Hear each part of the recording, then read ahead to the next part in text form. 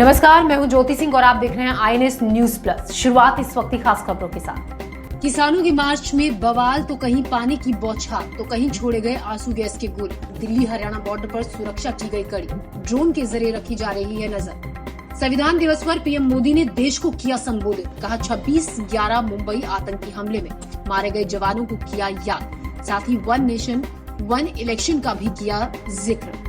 राजधानी दिल्ली में कोरोना के बढ़ते मामलों को देखते हुए लागू हो सकता है night curfew. Delhi high court में आम आदमी पार्टी सरकार ने कहा नाइट कर्फ्यू जैसे विकल्प पर कर रहे हैं विचार, अभी नहीं लिया कोई फैसला। कृषि कानून पर हो रहा बवाल थमने का नाम नहीं ले रहा है और अब धीरे धीरे ये उग्र होता जा रहा है। तो वहीं इस पूरे मामले को लेकर राजनीति भी जमकर हो रही है।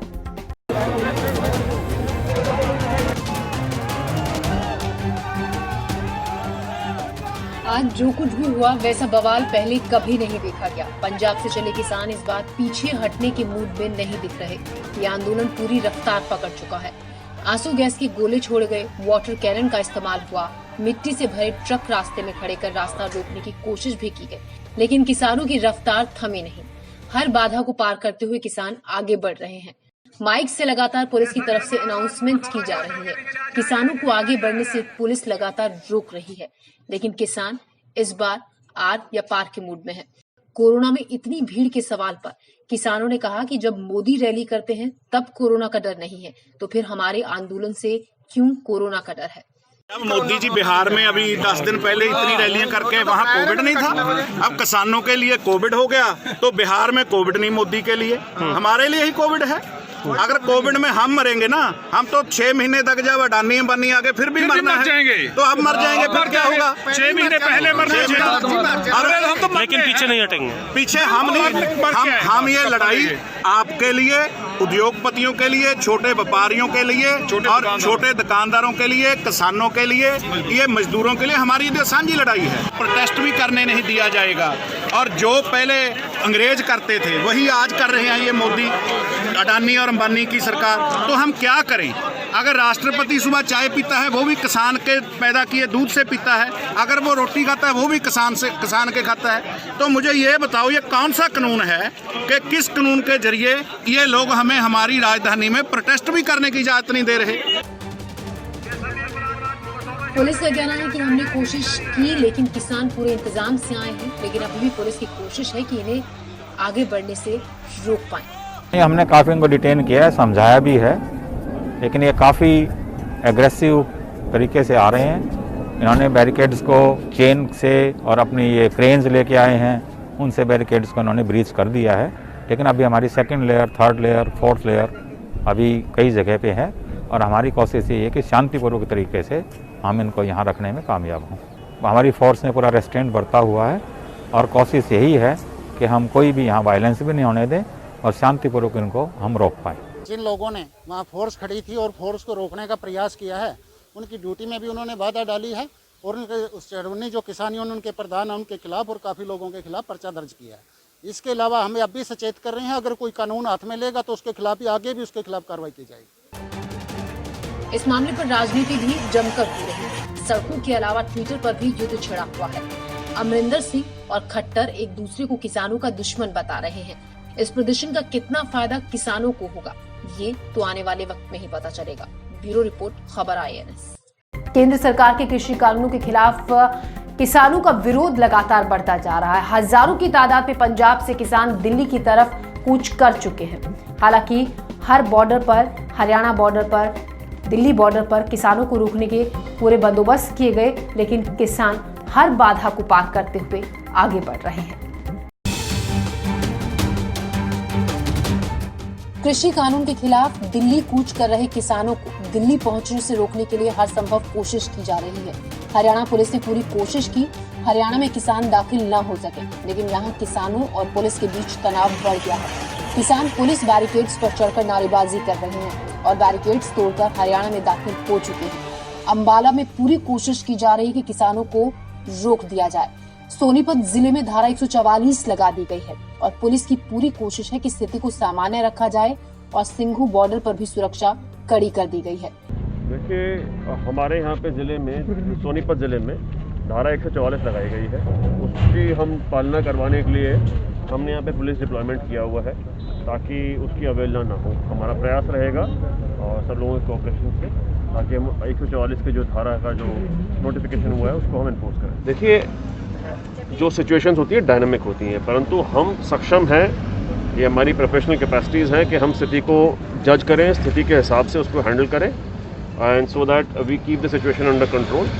दिल्ली बॉर्डर पर ड्रोन कैमरे से नजर रखी जा रही है। दिल्ली की तरफ बढ़ रहे किसानों को रोकने के लिए पुलिस ने लोहे के कटीले तार लगाकर ऐसा इंतजाम किया है कि किसान दिल्ली की सीमा में दाखिल न हो सके। पंजाब से चले किसान दिल्ली भले ही ना पहुंचे हो, लेकिन किसानों को सपोर्ट करने के लिए दिल्ली में भी बराबर आवाज बुलंद हो रही है। काले कानून वापस लो, केंद्र सरकार मुर्दाबाद के नारों के साथ जंतर मंतर पर दिल्ली के किसान काफी संख्या में पहुंचे, जिन्हें हिरासत में लेकर बसों में भरकर वहां से ले जाया गया। तो वहीं डासना बॉर्डर पर भी किसान काफी संख्या में इकट्ठा होकर किसान विरोधी बिलों के खिलाफ अपनी आवाज बुलंद करते हुए नजर आए और पंजाब के किसानों को सपोर्ट किया।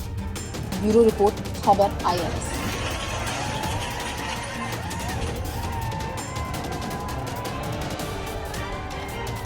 आज पूरा देश संविधान दिवस मना रहा है। इस मौके पर प्रधानमंत्री नरेंद्र मोदी ने all India presiding officers conference को संबोधित किया। प्रधानमंत्री नरेंद्र मोदी ने गुजरात के केवडिया में हो रही इस कॉन्फ्रेंस में वीडियो कॉन्फ्रेंसिंग के जरिए हिस्सा लिया और इस मौके पर 26/11 के हमले को भी याद किया और कहा कि उस वक्त दिए जख्म को भारत अभी तक नहीं भूल पाया है और अब देश एक नई रीति और नीति से आतंकवाद के खिलाफ लड़ाई लड़ रहा है। आज पूरा देश संविधान दिवस मना रहा है। इस मौके पर प्रधानमंत्री नरेंद्र मोदी ने गुरुवार को ऑल इंडिया प्रिसाइडिंग ऑफिसर्स की कॉन्फ्रेंस को संबोधित किया। गुजरात के केवडिया में हो रहे इस इवेंट में प्रधानमंत्री वीडियो कॉन्फ्रेंसिंग के जरिए जुड़े। आज मुंबई में हुए 26/11 के आतंकी की बरसी भी है। मोदी ने अपने संबोधन में कहा कि मुंबई हमले के जख्म भारत भूल नहीं सकता। नया भारत नई रीति नीति के साथ आतंकवाद का मुकाबला कर रहा है। इस हमले में अनेक लोगों की मृत्यु हुई थी। अनेक देशों के लोग मारे गए थे। मैं मुंबई हमले में मारे गए सभी लोगों को अपनी श्रद्धांजलि अर्पित करता हूं। इस हमले में हमारे पुलिस बल के कई जाबाज शहीद हुए थे, मैं उन्हें भी नमन करता हूं। मुंबई हमले के जख्म भारत भूल नहीं सकता। अब आज का भारत नई नीति, नई रीति के साथ आतंकवाद का मुकाबला कर रहा है। मुंबई हमले जैसी साजिशों को नाकाम कर रहे, आतंक को मुंहतोड़ जवाब देने वाले, भारत की रक्षा में प्रतिपल जुटे हमारे सुरक्षा बलों का भी आज मैं वंदन करता हूं। साथियों, एज ए प्रिसाइडिंग ऑफिसर्स, संविधान दिवस के मौके पर प्रधानमंत्री नरेंद्र मोदी ने एक बार फिर वन नेशन वन इलेक्शन की बात पर जोर दिया है। गुरुवार को अखिल भारतीय पीठासीन अधिकारी सम्मेलन को संबोधित करते हुए पीएम ने कहा कि एक देश एक चुनाव पर बहस बहुत जरूरी है।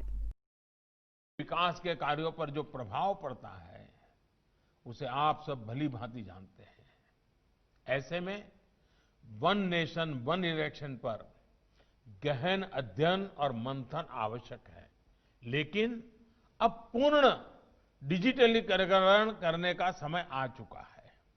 अगर आप प्रिसाइडिंग ऑफिसर्स इसमें जुड़े इनिशिएटिव लेंगे तो मुझे विश्वास है कि हमारे विधायक गण, सांसद गण भी तेजी से ये टेक्नोलॉजी को एडॉप्ट कर लेंगे। क्या आजादी के 75 वर्ष को देखते हुए आप इससे जुड़े लक्ष्य तय कर सकते हैं? कोई टारगेट तय करके यहां से जा सकते हैं?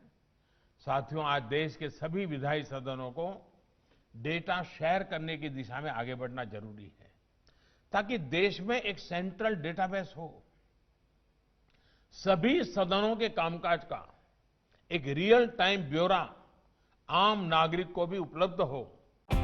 आज के दिन को संविधान दिवस के रूप में मानने का एकमात्र बड़ा कारण वेस्टर्न कल्चर के दौर में देश के युवाओं के बीच में संविधान के मूल्यों को बढ़ावा देना है। जब गुलामी की जंजीरों से आजाद होकर अपने स्वतंत्र अस्तित्व को आकार देने का प्रयास कर रहे राष्ट्र ने संविधान को अंगीकार किया था। इसी दिन संविधान सभा ने इसे अपनी स्वीकृति दी थी। इस वजह से इस दिन को संविधान दिवस के तौर पर मनाया जाता है। ब्यूरो रिपोर्ट, खबर INS। 26/11 हमले की आज 12वीं बरसी है। इस मौके पर देश के अलग अलग हिस्सों में इस हमले में मारे गए लोगों को श्रद्धांजलि दी गई। तो वहीं पाकिस्तान को कश्मीर से कड़ा संदेश दिया गया। जम्मू कश्मीर में जगह जगह पोस्टर्स लगाए गए। इन पोस्टर्स के जरिए पाकिस्तान को एक तरह से कड़े शब्दों में ये कहा गया कि हम आतंकवाद के खिलाफ एकजुट हैं।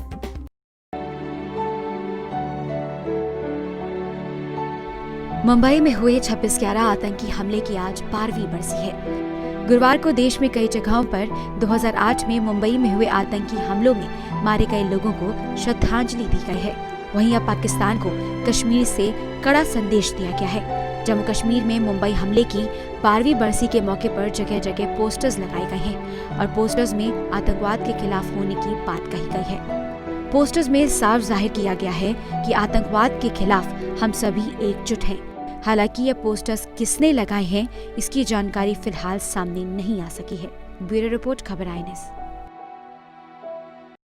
कोरोना के मामले देश भर में तेजी से फैल रहे हैं। इसी को देखते हुए कुछ राज्यों में नाइट कर्फ्यू लगा दिया गया है। तो वहीं राजधानी दिल्ली में दिल्ली हाई कोर्ट में आम आदमी पार्टी की सरकार ने यह कहा कि नाइट कर्फ्यू के बारे में विचार किया जा रहा है। हालांकि अभी तक इस पर कोई फैसला नहीं लिया गया है।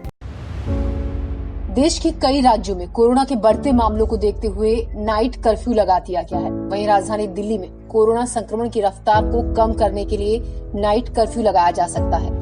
दिल्ली हाई कोर्ट में आम आदमी पार्टी सरकार ने कहा है कि हम कोरोना संकट को कम करने के लिए नाइट कर्फ्यू जैसे विकल्प पर विचार कर रहे हैं। हालांकि उन्होंने कहा कि अभी इस पर कोई फैसला नहीं लिया गया है। आज दिल्ली सरकार ने दिल्ली हाई कोर्ट को बताया कि कैसे वह जो लॉकडाउन और नाइट कर्फ्यू है उसके बारे में अभी एक्टिव कंसिडरेशन यानी कि कड़े तौर पर सोच रही है और कोरोना की जो स्थिति है उसको देखते हुए आगे इस पर एक फैसला लिया जाएगा।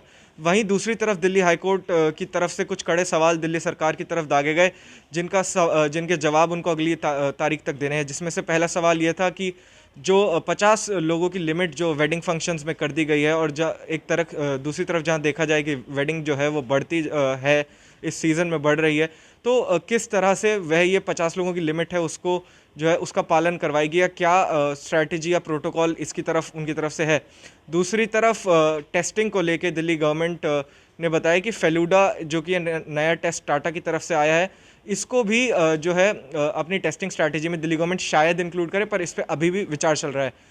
दरअसल दिल्ली हाई कोर्ट ने बाकी राज्यों की तरह नाइट कर्फ्यू लगाने पर केजरीवाल सरकार से सवाल जवाब किया। इस पर दिल्ली सरकार ने कहा कि हम अभी किसी भी तरह के कर्फ्यू लगाने के फैसले पर नहीं पहुंचे हैं। नाइट कर्फ्यू पर विचार किया जा रहा है, लेकिन कोरोना के हालात को देखने के बाद आखिरी फैसला लिया जाएगा।